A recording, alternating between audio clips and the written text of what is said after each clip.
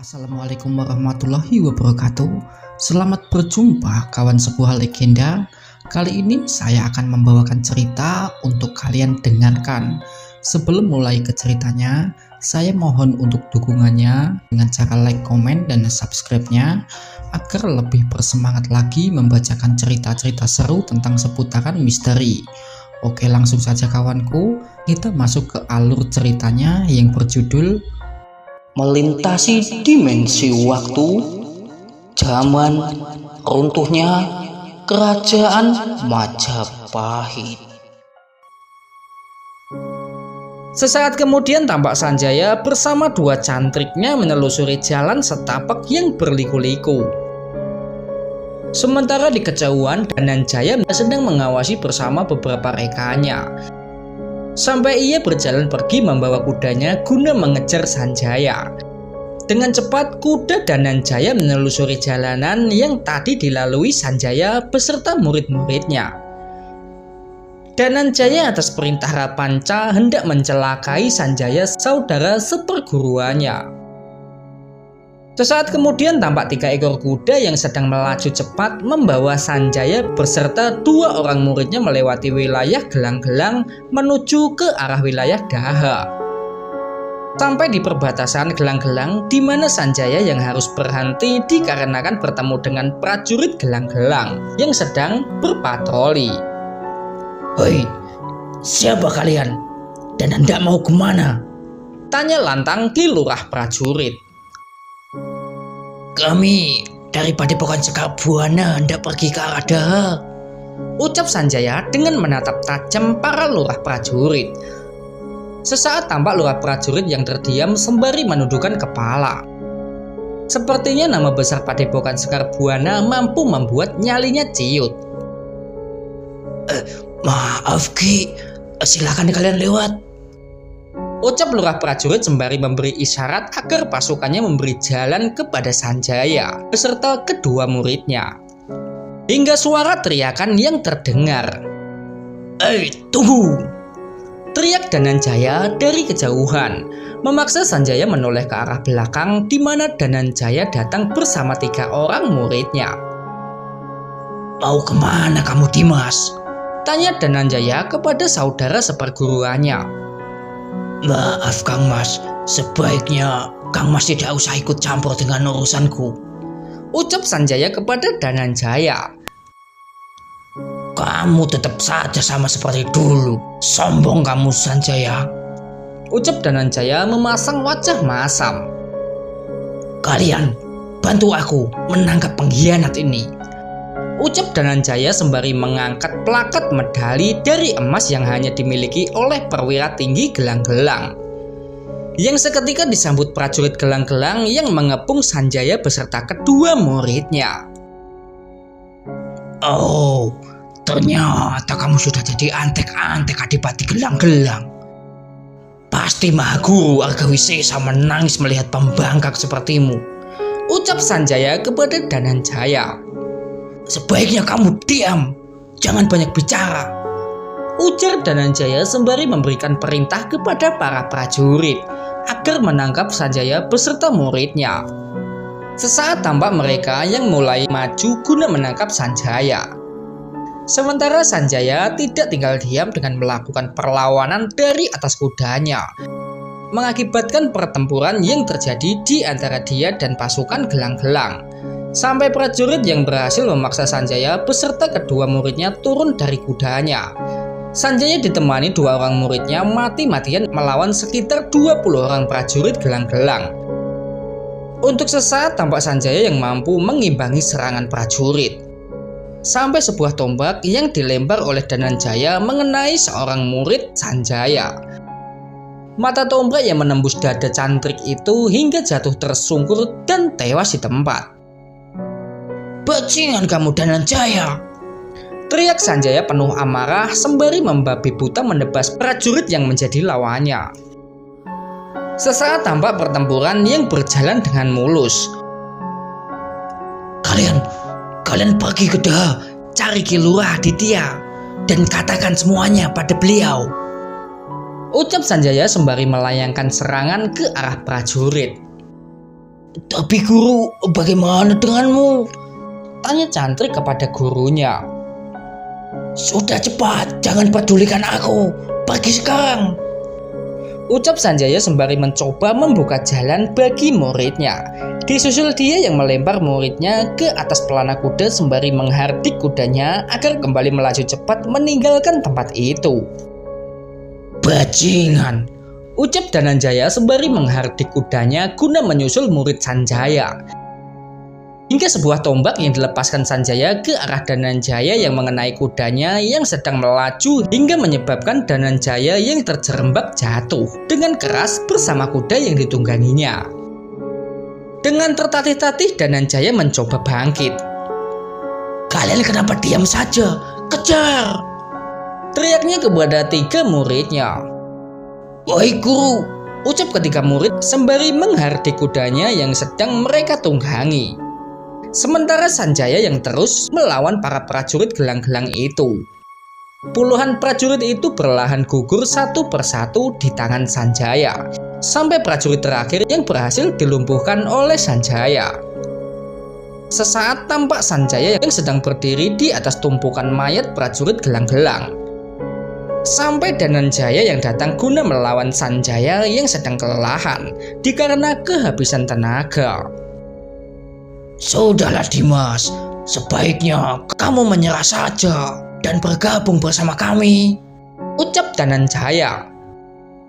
Cuy, Sanjaya membuang ludah sembari tersenyum menyeringai. Lebih baik aku mati daripada menjadi antek gelang-gelang seperti kalian, ujar Sanjaya yang mampu membuat Dananjaya geram. Sampai Dananjaya yang mengunus pedang sembari berlari guna menebas Sanjaya. Sesaat kemudian, 2 petinggi Padepokan Sekar Buana saling beradu ilmu kanuragan.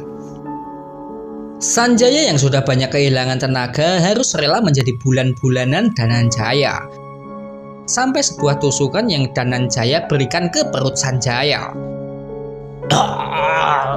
Karma akan menghampiri kalian semua, ucap lirih Sanjaya kepada Dananjaya disusul tubuh itu yang jatuh tersungkur ke tanah.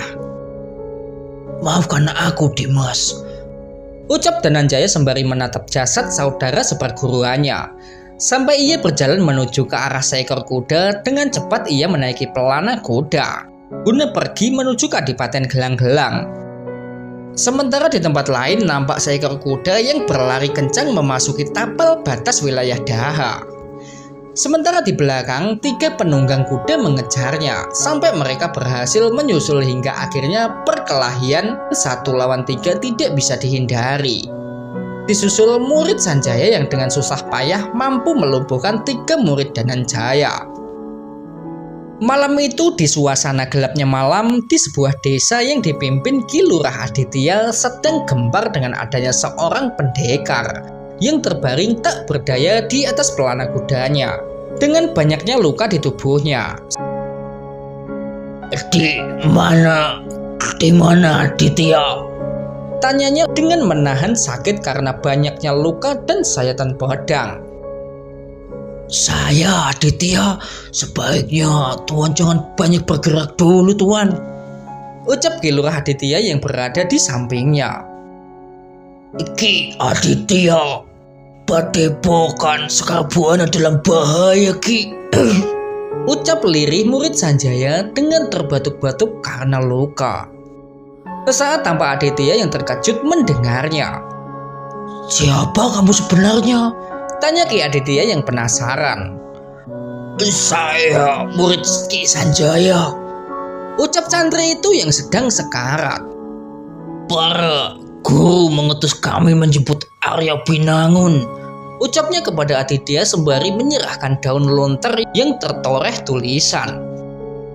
Sesaat tampak Ki Aditya memandangi dengan seksama cantrik Padepokan sedang sekarat. Siapa yang melakukan ini? Siapa yang menyerangmu? Pertanyaan yang terlontar dari Ki Lurah Aditya kepada cantrik Sanjaya. Dananjaya beserta prajurit gelang-gelang Ki, ucap terakhirnya sebelum meregang nyawa. Dananjaya, Ucapan yang keluar dari mulut Ki Aditya beserta wajah yang menggambarkan rasa yang seolah tak percaya. Nampak Ki Lurah Aditya yang memeriksa keadaan pemuda yang sedang kehilangan darahnya diakibatkan luka sayatan pedang di tubuhnya. Sampai Ki Aditya yang menutupi mata pemuda yang gugur setelah memenuhi mandat yang diberikan kepadanya. Bagaimana nih guru? Apa yang harus kita lakukan sekarang? Tanya Birandra kepada Ki Lurah yang ada di sampingnya. Kita urus dulu jenazah ini. Setelah itu kita pergi ke Padepokan Sekar Buana. Sepertinya Padepokan Sekar Buana sedang dalam bahaya ini. Tak terasa malam yang gelap telah berlalu disusul kemunculan sang surya yang datang sembari memamerkan cahaya fajar keemasannya.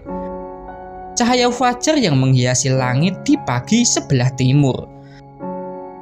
Tampak tumpukan kayu yang sedang membakar tubuh tak bernyawa. Jasad seorang cantrik yang gagah berani memenuhi tugas dari sang guru yang terlebih dahulu sebelum dia gugur. Di waktu menjelang tengah hari, tampak puluhan kuda yang sedang tertambat di halaman Ki Lurah Aditya. Sementara di pendopo nampak guru yang sedang duduk bersila dengan murid-muridnya. Arganta, Buntala, ucap Ki Lurah sembari menatap kedua muridnya. Kalian pergi ke pesisir, temui Arya Binangun. Serahkan lontar ini kepadanya. Perintah sang guru disusul Arganta dan Buntala yang mendekat guna menerima daun lontar dari tangan Ki Aditya.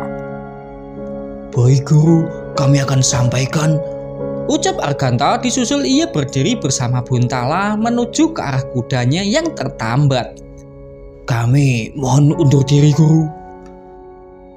Sesaat tampak kedua jawara yang naik ke atas pelana kuda disusul tali kengkang yang ditarik bersama hentakan kaki sebagai perintah pada hewan tunggangannya. Untukmu Birandra, aku memintamu untuk sementara menggantikanku memimpin desa selama aku pergi. Baik guru, perintah guru akan saya laksanakan, ucap Birandra tanpa basa-basi. Sesaat kemudian terlihat Ki Lurah Aditya yang berjalan keluar dari pendopo bersama puluhan muridnya. Disusul Ki Aditya dan yang lain naik ke atas pelana kuda. Guru, jaga diri baik-baik ya guru. Tampak sebuah senyuman yang tersirat di wajah pria parubaya itu, hingga tali kekang yang ia tarik bersama hentakan kaki ke kudanya. Yang serta-merta disusul kudanya yang berlari diikuti murid-muridnya yang telah siap dengan kuda-kuda mereka. Sesaat terdengar puluhan derap kaki kuda yang bergema di jalanan desa, bersama butiran debu yang berterbangan. Puluhan pendekar dengan menunggang kudanya pergi menuju ke lereng Wilis di mana Padepokan Sekar Buana berada. Ki Aditya beserta para pendekar asuhannya pergi menolong Padepokan Sekar Buana yang sedang dalam bahaya. Sore itu dikala cahaya lembayung senja tak tampak karena awan tebal yang menutupi langit sebelah barat. Nampak iring-iringan rombongan pendekar berkuda yang berhenti di sebuah tempat di mana terdapat 3 mayat yang tergeletak tak terawat. Mayat 3 cantrik Dananjaya yang meregang nyawa setelah kalah tanding dengan seorang cantrik Sanjaya. Dengan perlahan mereka membawa kudanya berjalan pelan, hingga akhirnya mereka yang turun dari atas pelana kuda. Kalian urus pemakaman mereka, yang lain cari kayu bakar, ucap Ki Aditya membagi tugas kepada anggota rombongan. Mereka serentak sembari bergegas pergi menjalankan tugasnya masing-masing. Sore itu di tempat yang masih dalam kawasan pemerintahan Daha, Ki Aditya memutuskan beristirahat di sana sembari mengubur 3 murid Padepokan Sekar Buana yang gugur dikarenakan memenuhi ambisi Dananjaya. Sementara di tempat lain yang berjarak puluhan kilometer, terlihat Arganta dan Buntala yang memacu kudanya sampai mereka yang melewati tapal batas Daha menuju wilayah Trowulan. Tampak kuda itu berhenti mendadak sembari meringkih dikarenakan tali kekang yang ditarik kuat oleh penunggangnya. Kang Mas Arganta, bagaimana ini sebaiknya? Tanya Buntala sembari mencoba mengendalikan kuda yang berputar-putar. Sebaiknya kita teruskan saja perjalanan. Besok pagi kita bisa sampai di wilayah Tuban. Lebih cepat kita bertemu Tuan Arya, maka akan lebih baik. Saya setuju denganmu, Kakang, ucap Buntala. Disusul tali kekang kuda yang mereka ayunkan bersama hentakan kaki ke perut kuda. Memaksa binatang itu yang kembali meringkih disusul derap kaki yang melaju cepat ke depan. Arganta dan Buntala mereka memutuskan meneruskan perjalanan. Tak terasa sang surya telah lama tenggelam sementara malam telah setengah waktu menyelimuti wilayah Jawa Dwipa. Terlihat Arganta dan Buntala terus maju membelah jalanan sembari menembus gelapnya malam demi menjalankan tugas yang diberikan oleh gurunya.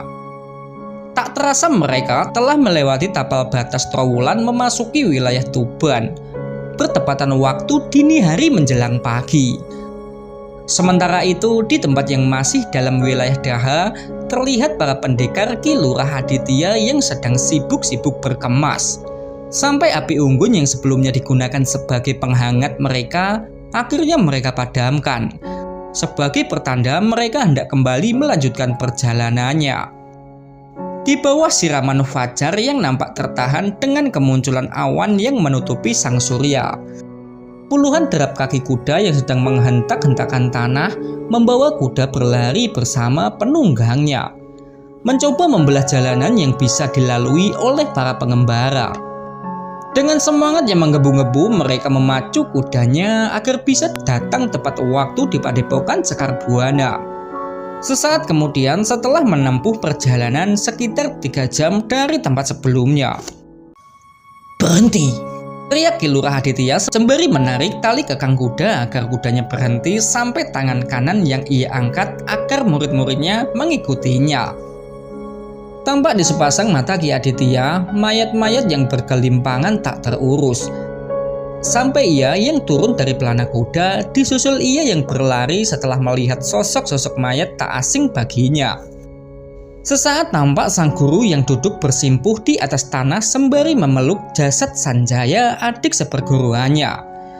Sembari meneteskan air mata, ia berdoa agar Sang Hyang Dewata mau menerima kedatangan Sanjaya di Swarga Loka. Sementara di belakang sang guru yang sedang hanyut dalam perasaannya, para murid sedang berdiri tertunduk ikut larut dalam ratapan kesedihan sang guru. Tampak api yang berkobar membakar jasad Sanjaya yang sedang terbaring di atas tumpukan kayu bakar. Guru, bagaimana dengan mereka? Tanya seorang cantrik sembari menunjuk puluhan mayat prajurit gelang-gelang yang berhasil dikumpulkan oleh para murid Ki Aditya.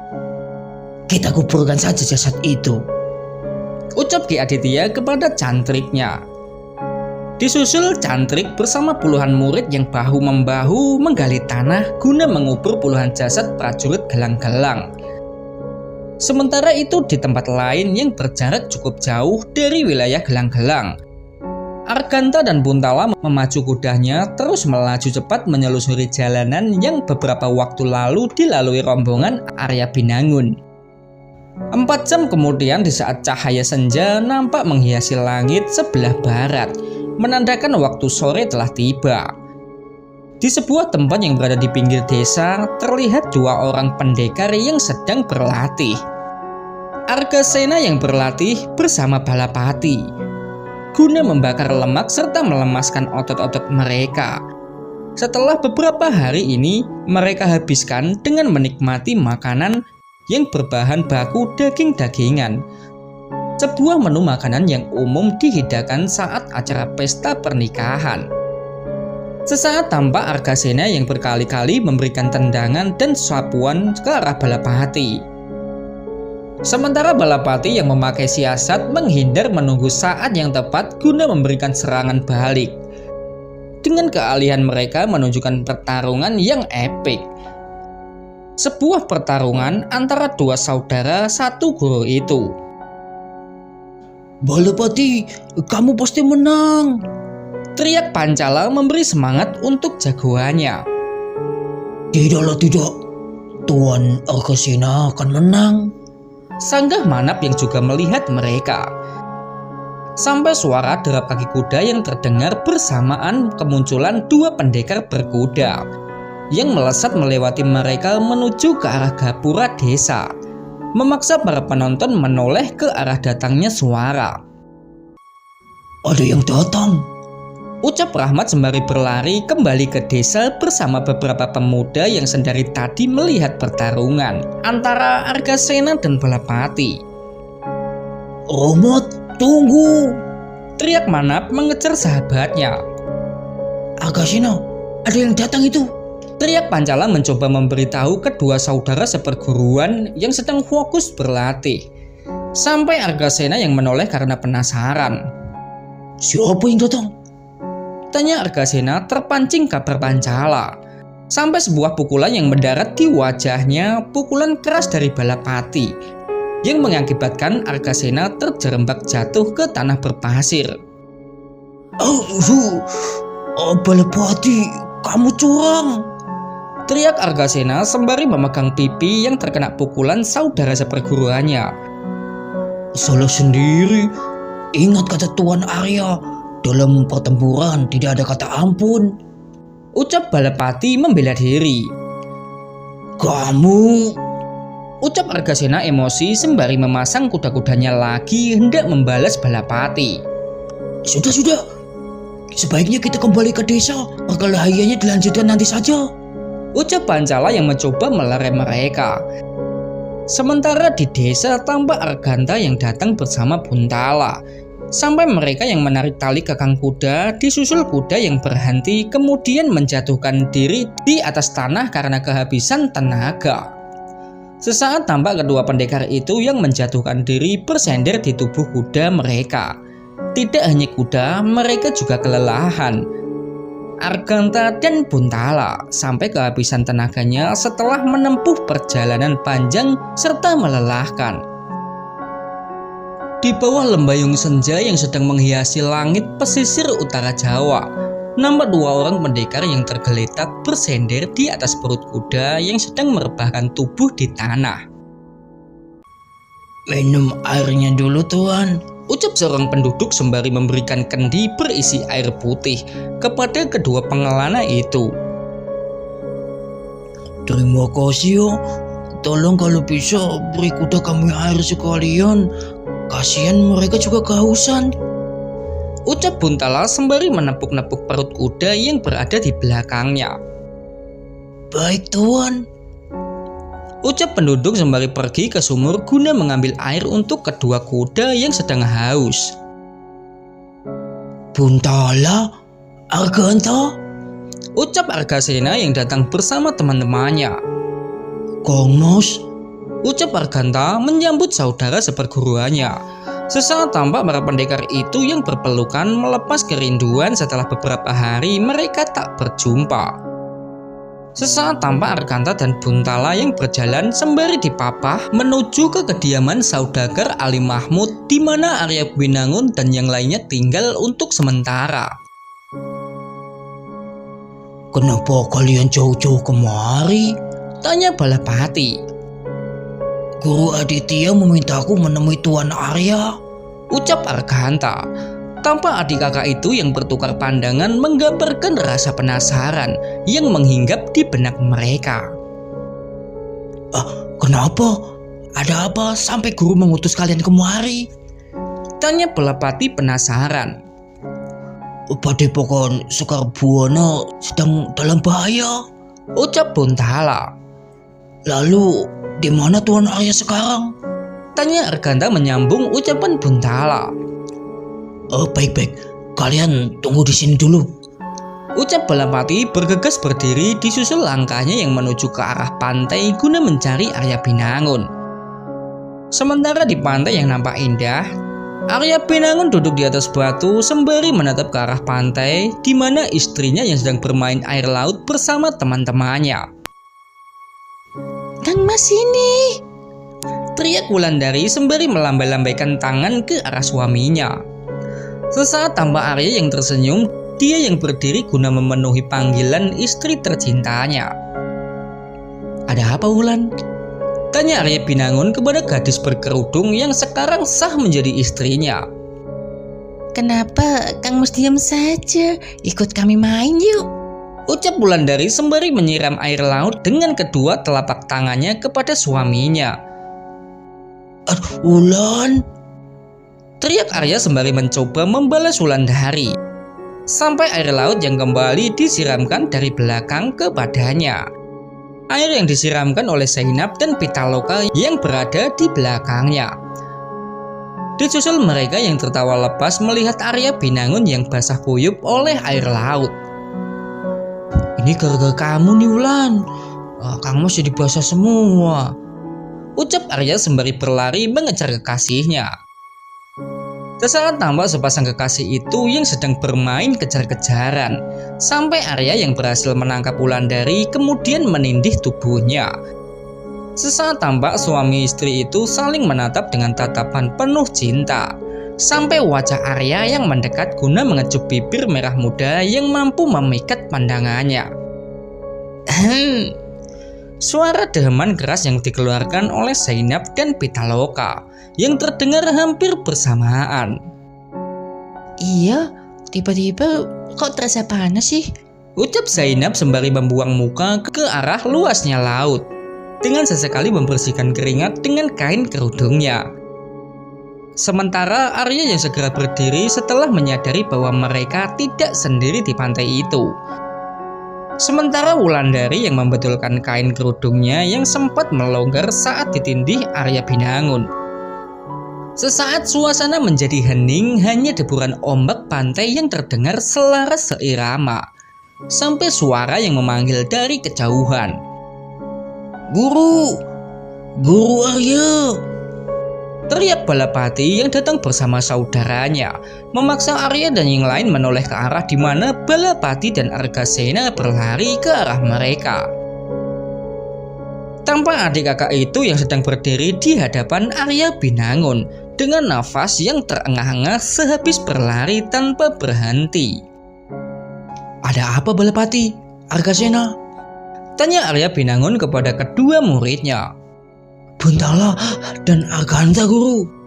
Ucap Balapati yang tertahan karena nafas belum teratur. Memangnya ada apa dengan mereka? Tanya Pitaloka penasaran memikirkan kedua saudara seperguruannya yang lebih dari 1 minggu tidak dijumpai. Mereka kemari. Ucap Argasena melengkapi ucapan kakaknya. Sekarang di mana dia? Di desa, Guru. Sebaiknya Guru ke sana dulu ya. Ucap Balapati. Disusul Arya Binangun yang berjalan sembari menarik Wulandari agar mengikutinya. Sesaat tampak Arya Binangun yang berjalan kembali ke desa bersama Wulandari, Pitaloka serta Zainab. Sementara Balapati beserta Argasena yang jauh tinggal di belakang. Sesaat kemudian di kediaman Saudagar Ali Mahmud, tampak Arganta yang sedang duduk bersila bersama Buntala, sembari menikmati hidangan yang disediakan tuan rumah kepada mereka. Terlihat kedua pendekar itu yang melahap makanan dengan bersemangat, mengisi perut yang sudah 1 hari tidak terisi makanan. Sampai Arya Binangun yang tiba di kediaman Ali Mahmud. Assalamualaikum. Waalaikumsalam. Saud pemilik rumah sembari berjalan menyambut kedatangan Arya Binangun beserta 3 gadis yang berada di belakangnya. Sementara Arganta dan Buntala segera menyelesaikan makannya, disusul nampan yang dia turunkan setelah habis makanan di atasnya. Tuan Arya. Ucap Buntala melihat Arya yang datang bersama Pitaloka serta yang lain. Sesaat tampak wanita yang membereskan nampan yang tadi digunakan makan oleh Buntala dan Arganta. Disusul Panjali yang datang membawa cawan berisi air minum untuk mereka yang hadir. Kenapa kalian kesini? Ada apa? Tanya Pitaloka kepada kedua pendekar itu. Guru Aditya mengutus kami kemari. Romomo meminta kami memberikan ini kepada Tuan Arya Binangun. Ucap Buntala sembari memberikan lontar kepada Pitaloka. Sesaat tampak Pitaloka yang memandang kedua saudara seperguruannya. Sampai ia menatap Arya, disusul Pitaloka yang memberikan lontar kepada Arya Binangun. Untuk sesaat tampak Arya yang membuka lontar, disusul ia membaca isi lontar itu. Ada apa, Kang Mas? Tanya Wulandari yang duduk di samping suaminya. Ki Supala memintaku pergi ke Padepokan Sekar Buana, Wulan. Ucap Arya Binangun sembari menatap wajah cantik istrinya. Paman Supala. Kenapa Paman Supala memanggil Kang Mas? Ucap Wulan disusul Arya memberikan lontar kepada Wulandari agar ia membaca sendiri isi dari surat itu. Sesaat tampak Wulandari yang serius membaca isi lontar. 3 hari lagi kita pergi ke Padepokan Sekar Buana yuk. Maaf Tuan Arya, 3 hari terlalu lama Tuan. Sekarang Padepokan Sekar Buana dalam bahaya. Maksudmu bagaimana? Coba kalian ceritakan apa yang sebenarnya terjadi. Pinta Arya sembari menatap kedua murid Ki Aditya yang jauh-jauh menemuinya.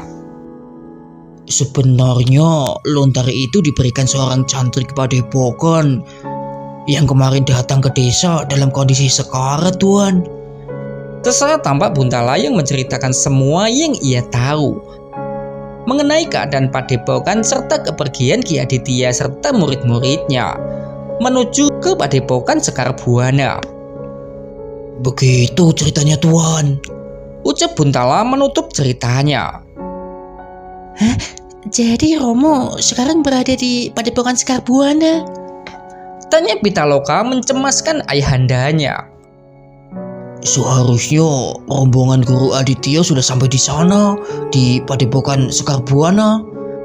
Sesaat tampak mereka yang terdiam menimbulkan suasana hening di kediaman Ali Mahmud. Sampai suara Arya Binangun yang kembali terdengar. Baiklah, besok kita akan berangkat ke Padepokan Sekar Buana. Ucap Arya Binangun mengambil keputusan dengan tegas. Malam itu dikala langit tampak terang dengan penampakan jutaan bintang yang sedang memancarkan cahayanya. Sementara di bawah langit bintang, di atas sebuah batuan karang yang terjal yang berada di pinggiran pantai pesisir, dengan sesekali terdengar deburan ombak beserta hembusan angin pasang laut. Terlihat seorang pemuda yang sedang berdiri sembari menatap ke arah luasnya samudra. Arya Binangun sedang sendiri, mencoba menenangkan diri meraih kedamaian di pantai itu. Sampai terlihat Arya yang menyingkap kain selimut yang terhembus angin guna menutupi leher dan bagian tubuhnya, disusul langkahnya meninggalkan tempat itu. Sembari berjalan membelah jalanan setapak, Arya Binangun berpikir tentang apa yang sebaiknya ia lakukan. Sampai langkah kaki Arya Binangun di pinggiran desa, di mana Manaf dan Rahmat serta para pemuda desa sedang duduk di depan perapian api unggun. Mereka berjaga di depan pintu masuk desa. Tuan, silakan duduk. Ucap Rahmat sembari memberikan tempat kepada Arya Binangun. Terima kasih ya. Sesaat tampak mereka yang terdiam sampai suara pertanyaan yang Manaf lontarkan. Maaf Tuan, apakah kabar itu benar adanya Tuan? Tuan Arya beserta yang lain besok akan pergi. Tanya Manaf dengan mimik wajah menggambarkan kesedihan yang mendalam. Iya Manaf, kabar itu memang benar. Memangnya kenapa Manaf? Tanya Arya kepada sahabatnya sekaligus muridnya itu. Sesaat tampak Manaf yang sedang berpikir sampai dia yang kembali angkat bicara. Bolehkah kami ikut Tuan? Tanya Manaf dengan menatap Arya Binangun menandakan keseriusan atas ucapannya. Benar Tuan, izinkan kami ikut. Siapa tahu keberadaan kami nanti bisa meringankan beban Tuan Arya. Ucap Rahmat menyambung ucapan sahabatnya.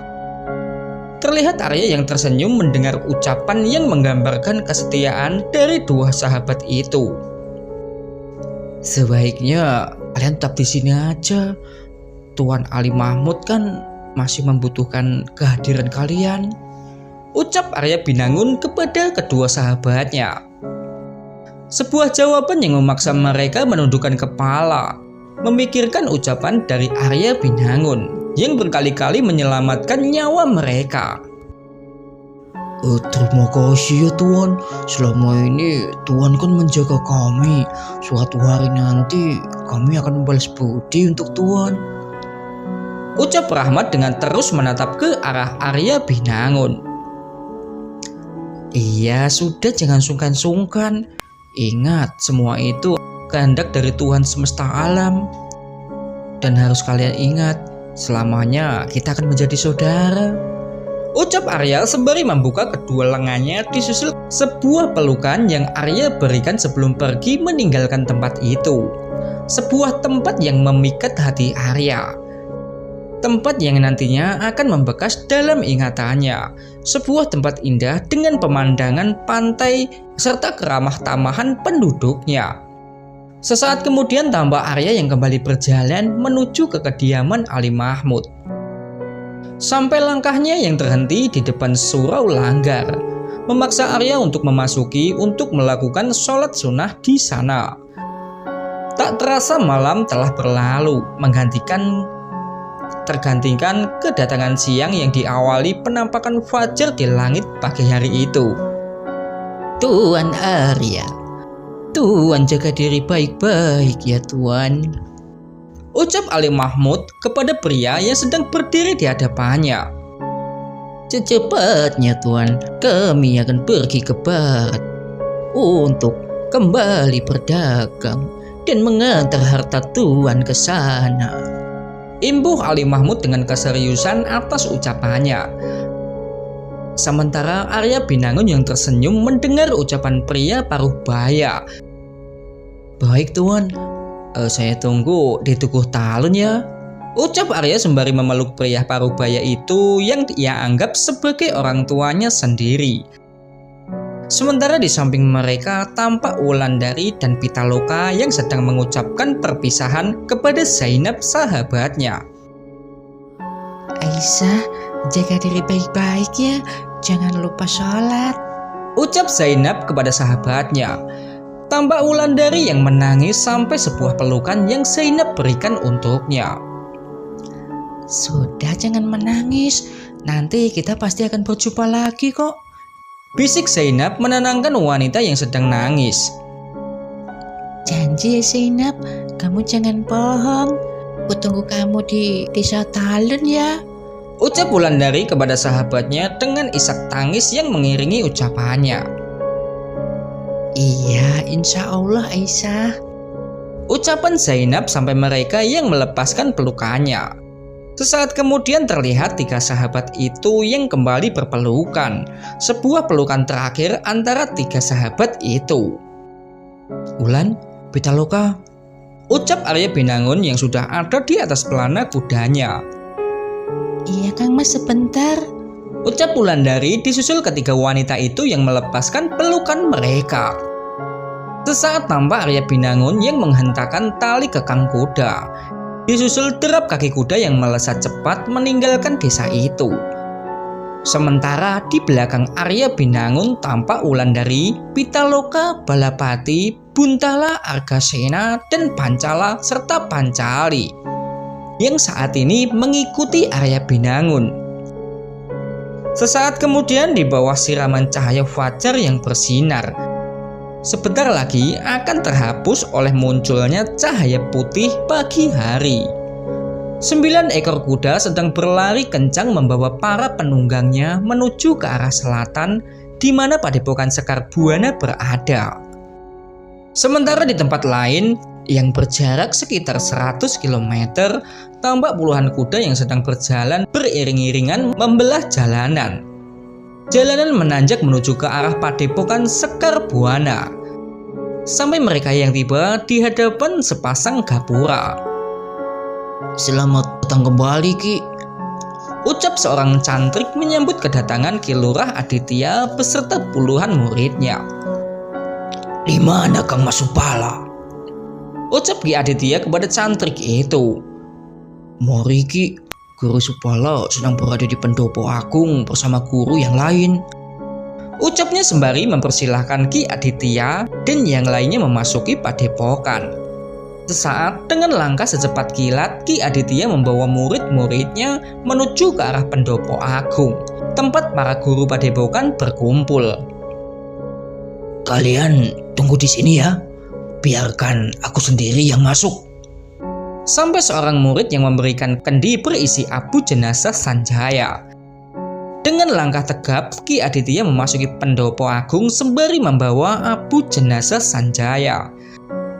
Tampak Ki Aditya yang berjalan menuju ke tengah pendopo agung, di mana Supala, Kamandaka, Jatmiko, serta para guru yang lainnya sedang berkumpul.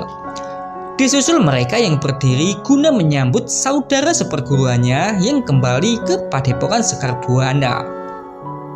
Kang Mas Aditya, kenapa jauh-jauh datang kemari? Ucap Rapanca. Ki Aditya tak menghiraukan pertanyaan Rapanca. Sesaat tampak Ki Aditya yang memindai sekitar sampai sepasang matanya yang berhenti ke arah di mana Ki Supala yang sedang berdiri bersama Kamandaka dan Jatmiko. Kang Mas Supala, ucap Aditya sembari menganggukkan kepala memberi hormat kepada kakak seperguruannya. Sampai sepasang mata yang kembali memindai mencari keberadaan seseorang. Sampai sepasang mata yang kembali berhenti ke arah di mana Dananjaya berdiri di belakang Rapanca. Di situ rupanya kau pengkhianat, ucap Aditya kepada Dananjaya.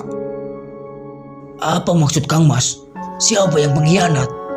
Ucap Dananjaya dengan mimik wajah yang terkejut, bercampur rasa takut. Sampai sebuah kendi berisi abu jenazah Sanjaya yang Ki Aditya angkat tinggi-tinggi.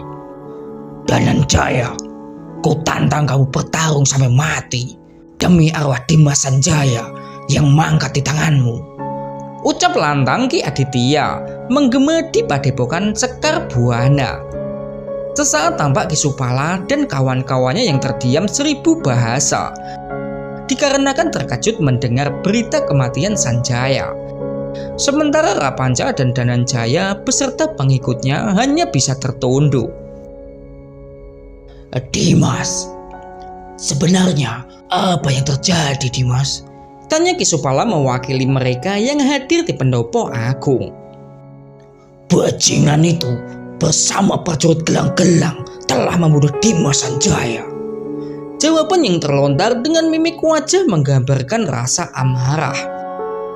Dimas Dananjaya, apa yang dikatakan Dimas Aditya benar? Tanya lantang Ki Supala kepada Dananjaya. Nanti dulu Kang Mas, sepertinya Kang Mas Aditya salah paham. Ucap Ki Rapanca membela Ki Dananjaya. Sudahlah Dananjaya, kamu jangan bersembunyi di ketiak Dimas Rapanca. Buktikan kalau kamu seorang kesatria. Ucapan yang terlontar mengandung ejekan kepada Dananjaya. Jaga ucapanmu Aditya, bentak Ki Dananjaya yang mulai emosi. Memang kenapa? Dasar pengecut, ledek Ki Aditya lagi. Dari dulu sampai sekarang kamu memang seorang pengecut. Sebaiknya jadi banci sekalian. Imbuh Ki Aditya penuh kekesalan dan rasa amarah. Tampak wajah Dananjaya yang berubah merah padam, menandakan darah yang telah naik ke ubun-ubunnya sebagai sebuah pertanda bahwa dia dalam puncak amarahnya. Tutup mulutmu Aditya, bentak Ki Dananjaya kepada kakak seperguruannya. Memang benar, aku yang membunuh Sanjaya. Memang kenapa? Sesaat tampak Ki Supala dan rekan-rekannya yang menatap tajam ke arah Rapanca serta Dananjaya beserta pengikutnya. Tampak wajah yang menggambarkan amarah atas perilaku Dananjaya yang tega menghabisi saudara seperguruannya sendiri. Nyawa harus dibalas dengan nyawa, ucap Ki Kamandaka yang sudah menahan amarahnya sejak dari tadi. Dananjaya, berani kau menerima tantangan Kang Mas Aditya? Atau memang benar kamu seorang banci? Ucap Ki Jatmiko memanas-manasi Ki Dananjaya. percaya. Ku tunggu kau di pelataran.